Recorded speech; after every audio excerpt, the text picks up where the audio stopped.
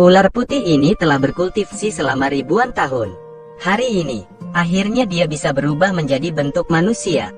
Untuk pertama kalinya, ia merasakan sinar matahari yang cerah. Ia tertarik dengan keindahannya sendiri. Ular putih belajar berjalan dengan dua kaki seperti manusia. Ia berjalan selangkah demi selangkah dari air ke pantai.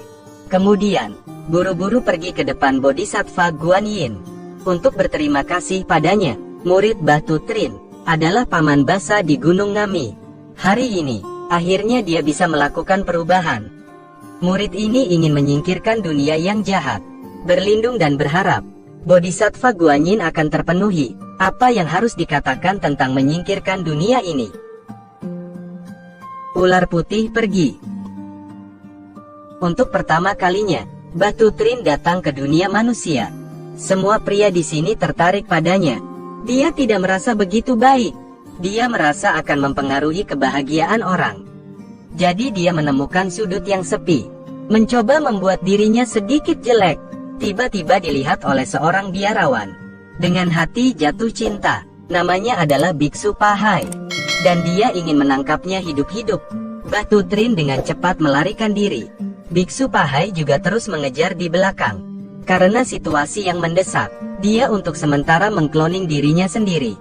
Untuk mengalihkan perhatian biksu, dia sendiri berubah menjadi ular putih. Sementara, bersembunyi di sebuah rumah di pinggir jalan, Hua Tian mendengar teriakan itu, dan bergegas mendekat. Dia melemparkan bubuk dengan anggun ke arah ular itu. Kemudian, dengan cepat menutupnya. Guru menyuruhnya untuk membunuh ular itu segera. Ambil empedu padat untuk membuat obat. Tapi Hua Tian tidak mendengarkan tuannya. Dia diam-diam menemukan tepi sungai biru jernih. Lepaskan ular putih ke dalam air. Silahkan Anda pergi. Saya tidak akan menyakiti Anda. Kontak pertamanya dengan manusia. Batu Trin merasa bahwa pria bernama Hua Tian ini ternyata adalah orang yang baik. Silahkan Anda pergi. Saya tidak akan menyakiti Anda. Kontak pertamanya dengan manusia. Dia memutuskan untuk kembali ke dunia manusia sekali lagi. Untuk membalas budinya. Pada saat ini, Hua Tian juga dalam masalah. Ibunya mengalami koma selama beberapa hari. Dokter Su meresepkan lusinan resep, tetapi tidak ada yang berhasil. Batu Trin datang untuk melihat bagaimana keadaannya. Tanpa diduga, dia diracuni oleh ular yang mencintai mereka. Tampaknya, di kota kecil ini masih ada ular iblis lain. Batu Trin pergi ke kuil Nuoa. Benar saja ada seekor ular di sini, yang belum berubah menjadi manusia seutuhnya. Namun ular ini menolak memberikan penawarnya. Jadi, Batu Trin berubah. Hari ini, dia harus mengubah surga dan mempraktikkan agama. Harus menundukkan ular yang suka menyakiti orang ini. Tidak merasa puas, dia segera muncul dalam bentuk aslinya. Dia menjulurkan lidahnya ke arah Batu Trin. Tapi, Batu Trin hanya tersenyum kecil. Apakah menurutmu ular putih berumur 1000 tahun sepertiku harus takut pada iblis kecil sepertimu? Seekor ular iblis dan ular putih bergegas untuk bertarung dan tentu saja iblis seperti ular itu bukanlah lawannya. Batu Trin mengangkat tangannya untuk menghancurkan iblis kecil yang melukai orang ini. Tietan buru-buru menjelaskan alasannya padanya. Hari itu, ibunya pergi ke kuil Nuoa untuk berdoa bagi putranya, karena keluarganya sangat miskin. Sebelum pergi, dia juga membawakan makanan untuk anak-anaknya, termasuk sebuah apel yang baru saja digigit Tietan. Tapi dia masih tidak tega membuangnya. Dia menyimpan apel itu untuk dirinya sendiri. Itu sebabnya, dia tidak sengaja menyebabkan ibu diracun. Ternyata, Tietan tidak ingin menyakiti orang. Melihat Tietan berinisiatif memberikan penawarnya, Batu Trin segera memaafkannya. Dia membawa pulang penawarnya, berhasil menyelamatkan nyawa ibunya. Tetapi, karena mereka berdua bertarung, aura iblis terungkap. Pahai dengan cepat menemukan tempat itu, mengatakan bahwa dia harus menangkap Tietan. Tietan tidak puas. Latihan kultivasinya selama 500 tahun. Bagaimana Anda bisa melawan senjata sihir tinggi ini? Pada saat ini, Tietan akan ditaklukkan oleh Pahai. Batu Trin muncul untuk menyelamatkan Tietan, dan pergi tepat di depan mata Pahai. Dia tahu, Tietan adalah ular yang baik. Dia tidak ingin melukai jenisnya sendiri. Sama seperti itu, dia dirampok dari upaya kultivasinya selama 500 tahun. Ketika Tietan mendengar itu, dia sangat tersentuh.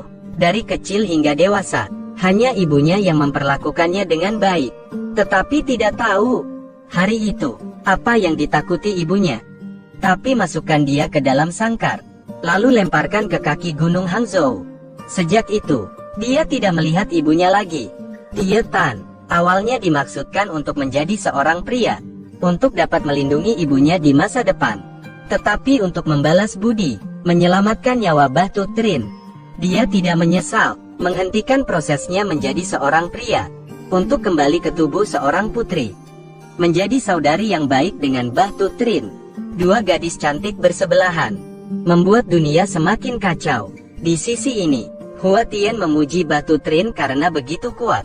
Dia sendiri dirawat selama 10 hari, tetapi tidak bisa mengobati ibunya.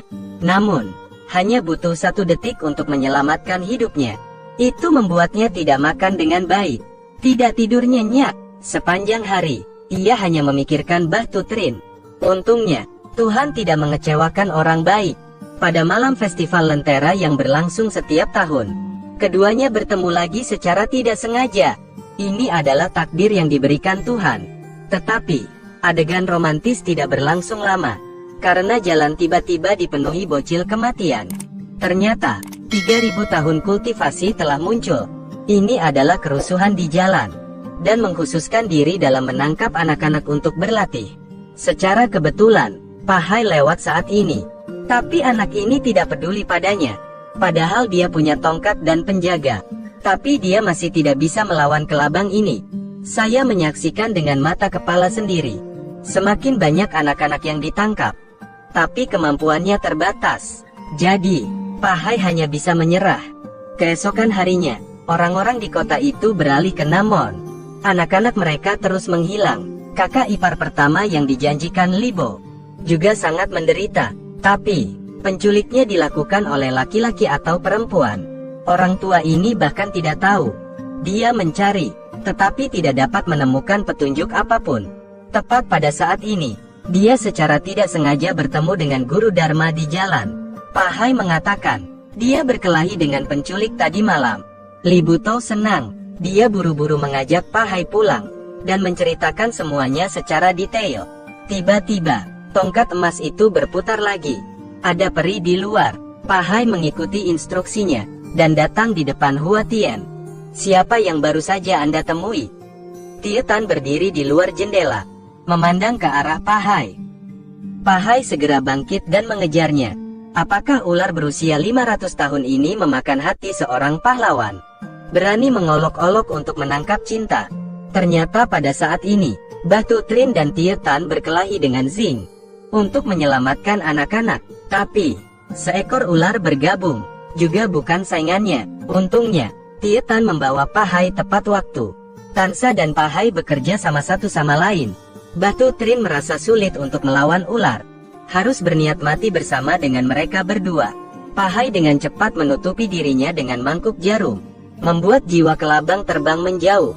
Li Butou mendengar berita itu, dan segera berlari menyelamatkan anak-anak. Kali ini, dianggap bahwa Li Butou telah membuat prestasi besar. Dia akan mengadakan pesta untuk merayakannya. Kakaknya segera menyadari bahwa Hua Tian menyukai Batu Trin, merekomendasikan untuk tinggal di rumah. Pada saat yang sama, dia meminta Hua Tian untuk datang ke Bapu untuk mengirim surat undangan. Hua Tian segera pergi ke Tanba. Dia bertanya kepada orang-orang di sini, tetapi semua orang mengatakan tidak ada Bapu di sini. Ternyata, White Palace adalah citra palsu. Batu Trin dan Tietan untuk sementara menghilang ke dalam hutan lebat. Tentu orang tidak tahu. Hua Tian sangat yakin bahwa Batu Trin tidak akan menipunya. Tapi, Anda mencari sepanjang waktu tanpa hasil. Tiba-tiba, saat ini sedang hujan deras. Seorang pria dan seorang wanita berlari ke rumah kecil untuk berlindung dari hujan. Ini adalah takdir. Keduanya bertemu lagi di sini. Batu Trin mengundang Hua Tian ke dalam rumah untuk menghindari hujan. Keingintahuan Hua Tian begitu besar. Biasanya, bagaimana bisa 3 orang membersihkan semuanya? Dia menjentikkan jarinya. dan satu persatu tikus itu langsung berubah wujud menjadi manusia. Ketika mereka melihat serangga terbang liar, mereka tidak bisa untuk tidak menjulurkan lidah dan menelannya. Mbah Tutrin menyarankan kepada Tietan agar dia segera mengeluarkan keduanya.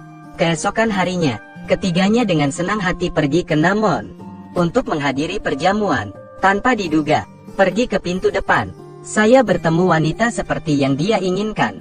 Kebetulan, keduanya mengenakan gaun yang identik. Seperti yang Anda inginkan, dia adalah satu-satunya nona Tin Kim dari Master Kim. Sejak kecil, Hua Tian mengikuti guru Kim untuk belajar kedokteran di Kidetang. Karena itu, Nuye sudah menyukainya sejak lama. Dia juga berkali-kali meminta Tuan Kim untuk melamarnya. Hari ini dia merasa bahwa Hua Tian jatuh cinta dengan Mbah Tutrin. Jadi, dia sengaja berpura-pura terus-menerus menyulitkan Mbah Tutrin. Hua Tian harus memberitahunya dengan jelas. Dari kecil hingga dewasa, saya hanya menganggapnya sebagai saudara perempuan. Dia telah menemukan cinta sejati sekarang. Itu adalah wanita bernama Mbah Tutrin. Karena dia sangat marah saat ini, dia memanggil Mbah Tutrin untuk datang. Dengan sengaja memberitahu Na Hoan untuk mengungkapkan bahwa Hua Tian akan menikahinya. Jelas, wanita itu dan Hua Chongtu telah bertunangan. Tetapi wanita ini tetap mendekatinya, berkata dengan keras, "Saya masih sedih untuk wanita itu." Han Fan kakak telah mengatakannya. Kedua orang tua putri putih sudah meninggal. Merawatnya sebentar juga merupakan hal yang benar untuk dilakukan. Hanya takut asmaranya sendiri. Setelah mendengar ini, Mbah Tutrin segera mengucapkan selamat tinggal pada Hua Tian. Semua orang merasa sulit untuk mengerti mengapa Mbah Tutrin tiba-tiba pergi seperti itu.